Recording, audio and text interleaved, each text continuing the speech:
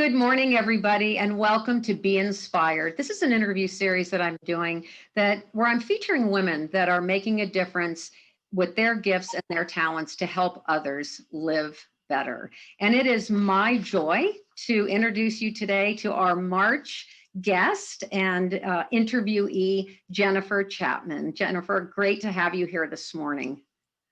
Thanks so much for having me, Liz. I'm excited about this. That's great. Well, a little bit about Jennifer and I. We just reminded each other that we met in October of 2019 at a small networking event, and we just both hit it off and then have just developed a friendship, and it's been just super. And I think you're going to be very, very inspired to hear her story today. So Jennifer, let's talk about you. Tell us a little bit about your family and go for it. Yeah, thank you. So I was born and raised in Indianapolis on the south side of town to a wonderful family, close family. I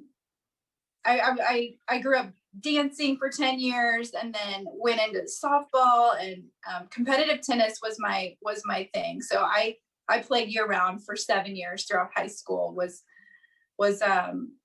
my big passion, I would say, growing up, and went to Ball State and got a marketing degree, and I spent my first 15 years in sales, and 10 of those years being in the beer, wine, and spirits industry. And then the last about 4.5 years at Centos, which is a huge uniform and facility service company. So did really well there. So. Yeah, great. And I see too on your your interview thing that you gave to me, and tell me a little bit about what it meant to be climbing the ranks to hit President's Club. What does that mean?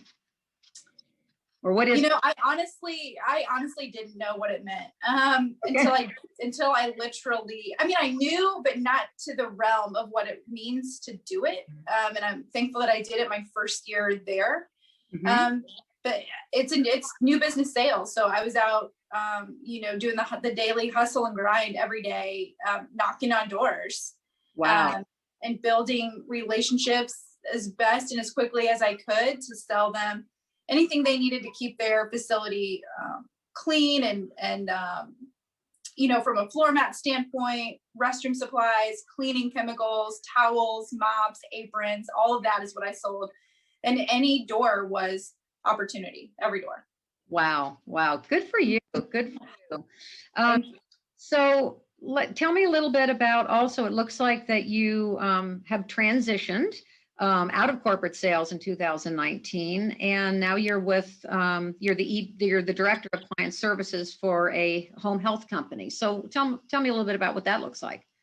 Yeah, so I transitioned in the summer of 2019 to a company called Select Home Health and Select Senior Care. So they're based in Westfield is the main office. They've been around 10 years, and they offer therapy on the home health side. So anybody that needs PT, OT, speech, and skilled nursing.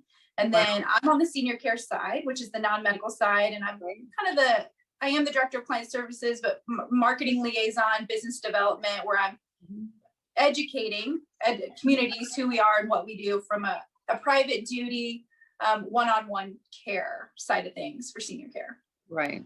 Oh, that's awesome. So I want you now to kind of morph into, it sounds like you've got your own life coaching business called Just Commit Coaching.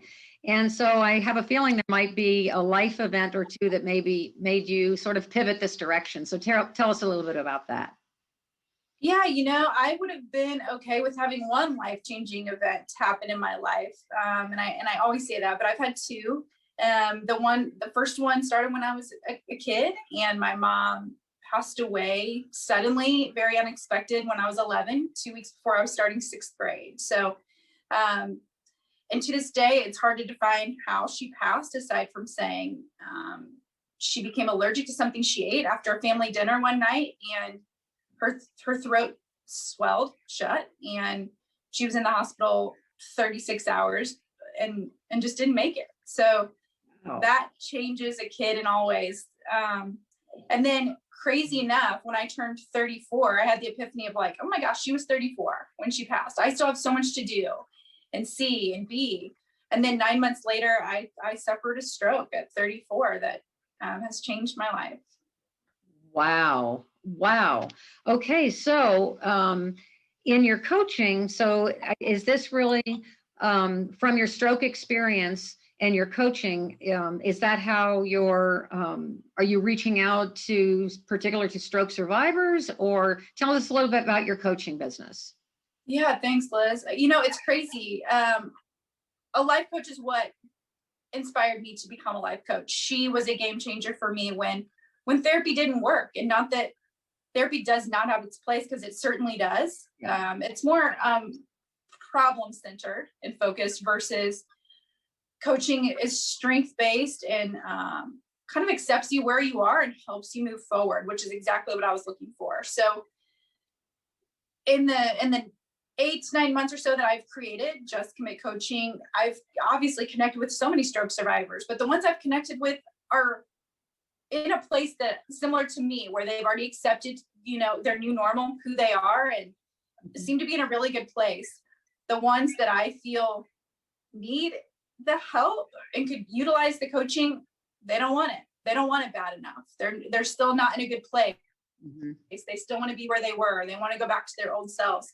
That's just not going to happen. It's learning how to accept the new normal, the new version of you, and learning how to move that forward and take that to the next level. So Yeah. stroke survivors, I'm happy to work with them if they're willing and open to it. But I've connected more with women that still struggle, maybe with another life-changing event, Mm-hmm. and from a mental and emotional standpoint, feel stuck and don't know how to overcome that and Right. see the other side. So that's who I've connected more with.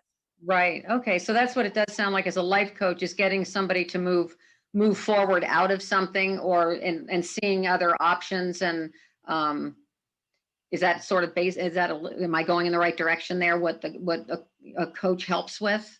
You are, yeah. And you learn. You don't get over something. No. But you can certainly get through it. Yes. So Right. that's powerful, and it's getting women to want to understand that and want to move forward and move through what they've gone through.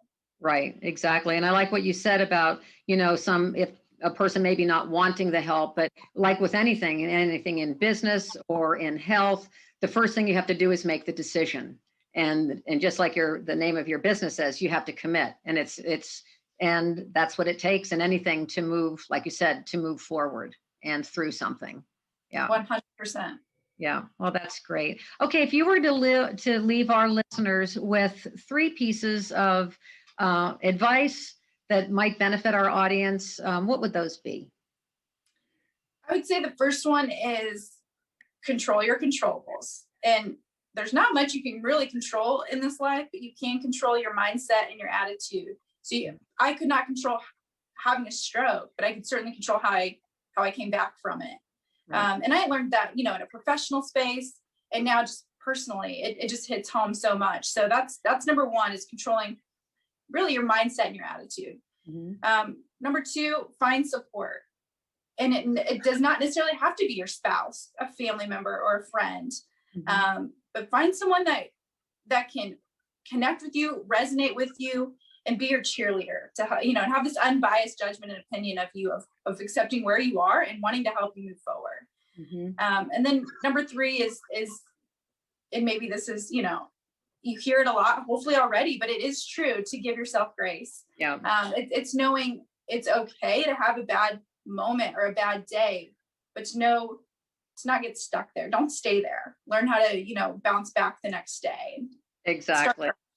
Yeah, I love that. And I agree. I don't think that we can say, give yourself grace too much. I mean, I think it is something that so many people beat themselves up, and I'm happy to hear you finish up your 3 with that, as well as both my January and February guests did too. I just think it's fabulous. So, well, this has just been great. I'm so happy that you could join us today.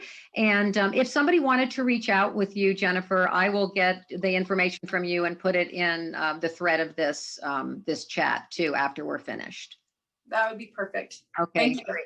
All right, great. Well, you have a wonderful day, and everybody, you too. And we'll see you next time on Live Better, everybody. Talk to you later. Have a great afternoon. Bye-bye.